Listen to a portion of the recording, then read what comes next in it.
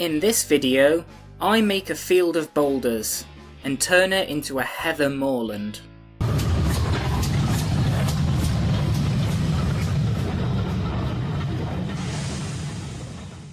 Hello everyone and welcome back aboard the night train.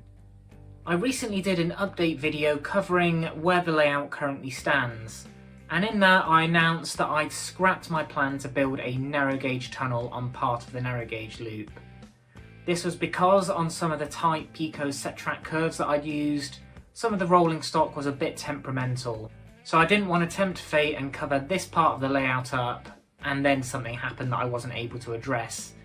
Last thing I wanted to do was to rip the entire tunnel open.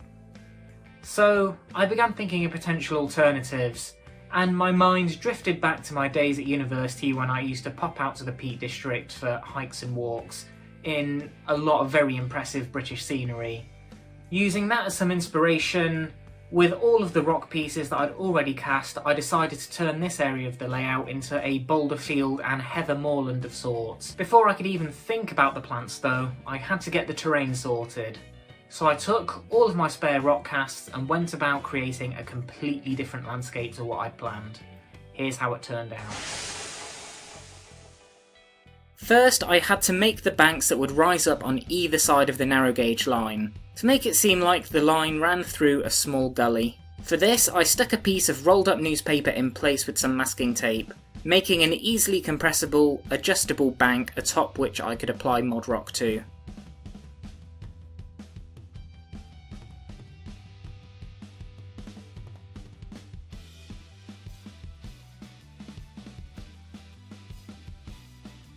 I had already arranged my rock casts and where each one would go, so I kept these close by in roughly the same position relative to each other, to stick in place further down the line.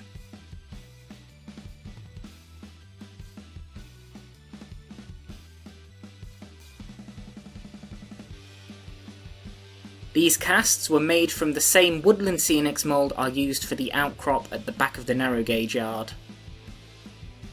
Next, I went about adding the mod rock to harden up the landscape. I went about this in a similar manner to what I've shown in previous videos, except here I pressed it firm and flat to get the topography exactly as I wanted.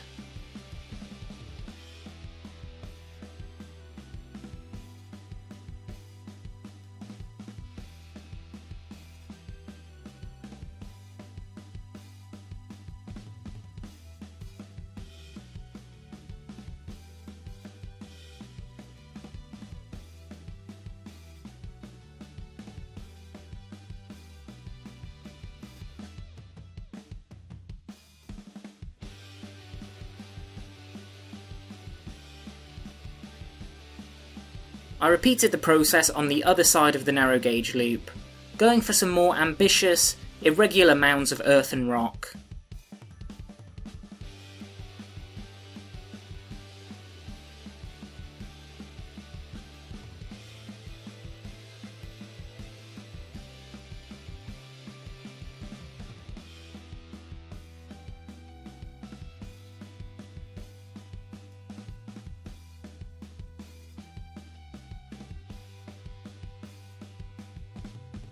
With the mod rock still somewhat wet, I put the rocks back in position so they adhered in the right spots. They would be stuck down more firmly in the next stage of the process.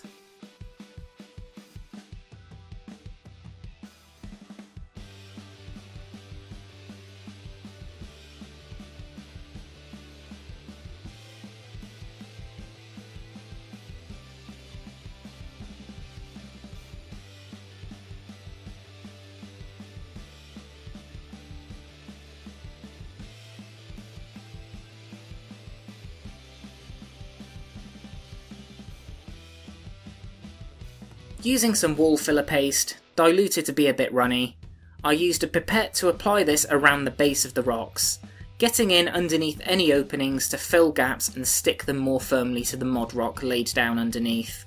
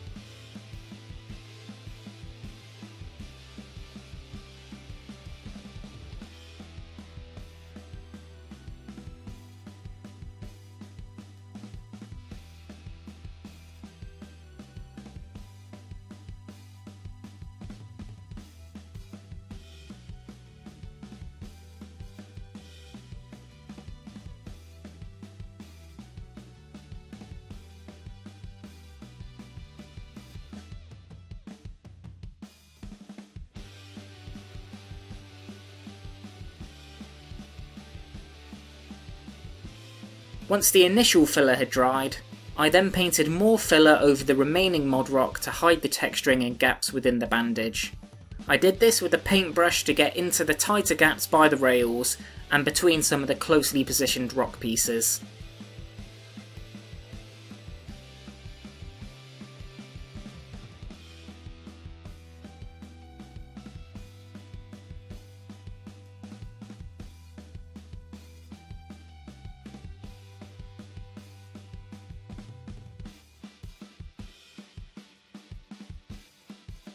Once that filler had dried, in preparation for the static grass, I covered the whole area in a base coat of brown acrylic paint, spreading it out with a wet brush to thin it down slightly and maximise the area the paint would cover.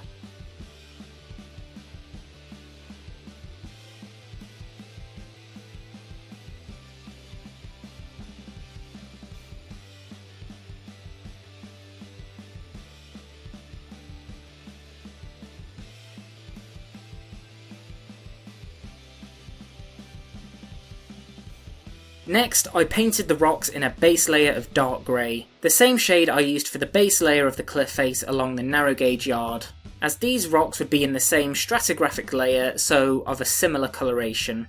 It was a bit tricky trying to cover them from all angles, so I went over them again from the other side of the board to make sure all the rocks were covered before moving on to the next stage, which was the weathering process.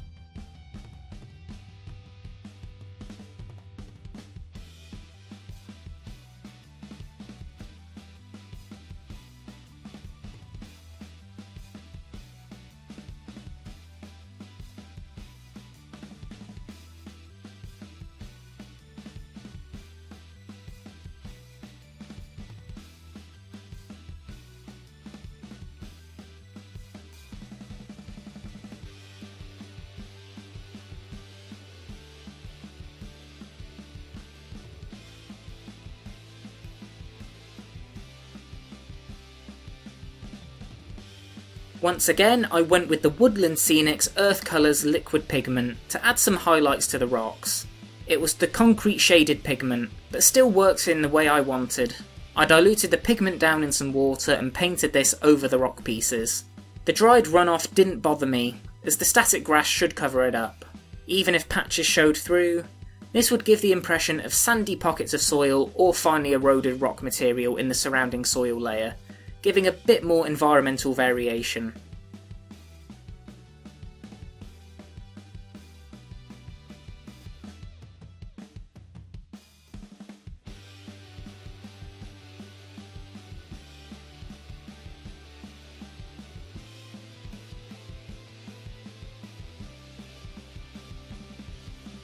With the pigment dry, I spread some diluted PVA around the area to add static grass in the same manner as in previous videos.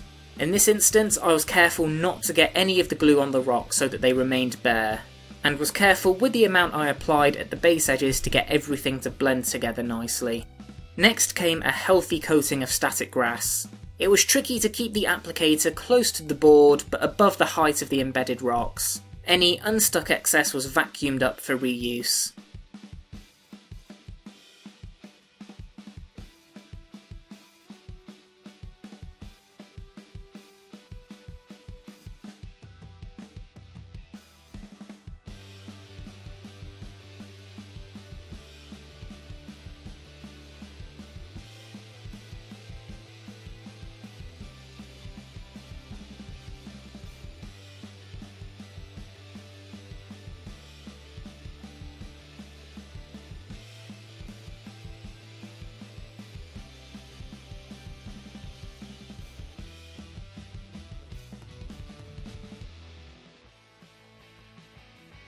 Next came the heather, which I bought from WW Scenics.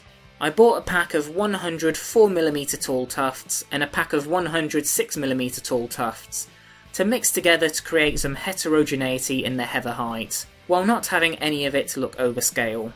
The tufts were self-adhesive, so all I had to do was pop them down wherever I wanted.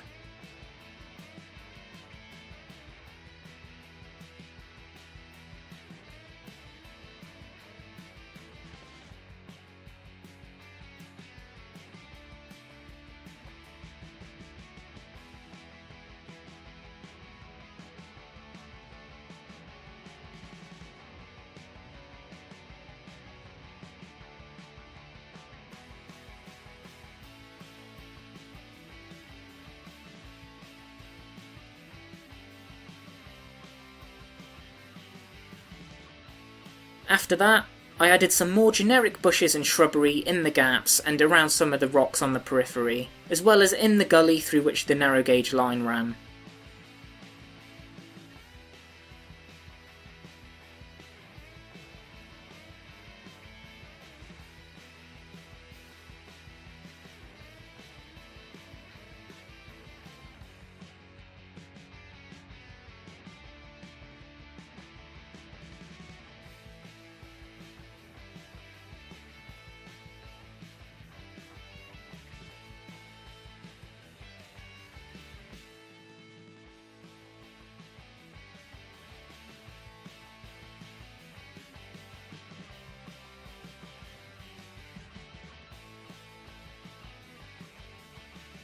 In the remaining bare areas, I sprayed some WW Scenics layering spray, targeting it with an old toilet roll to prevent any spray getting on the rails or the bushes.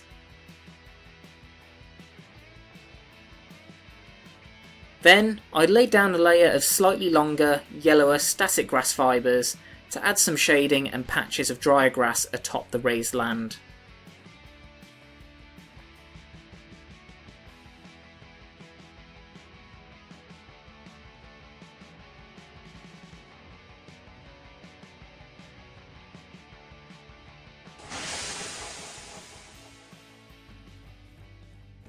And here is the final result. The purple heather really adds swathes of colour to what otherwise would have been a very green area of the layout. Together, the uneven surface, rock moulds, and varied plant heights give a real sense of a rugged landscape, covering up the otherwise flat baseboard. It makes the environment feel bigger, especially when a small narrow gauge train runs through.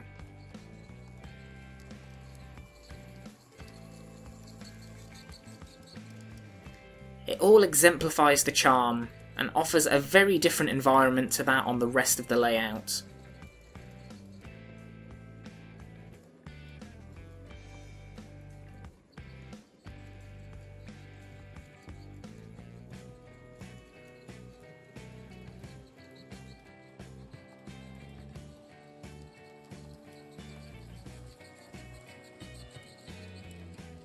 There we go! While not quite as extravagant as a tunnel going through the hill, the moorland and rocks really creates an intriguing, vibrant area of the layout, with a lot of rocky outcrops and land moving up and down.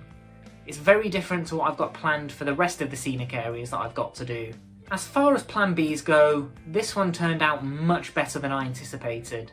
If you're down to see more from me in the future, make sure to like this video, subscribe, and get that notification bell rung so you know exactly when my next modelling video goes live.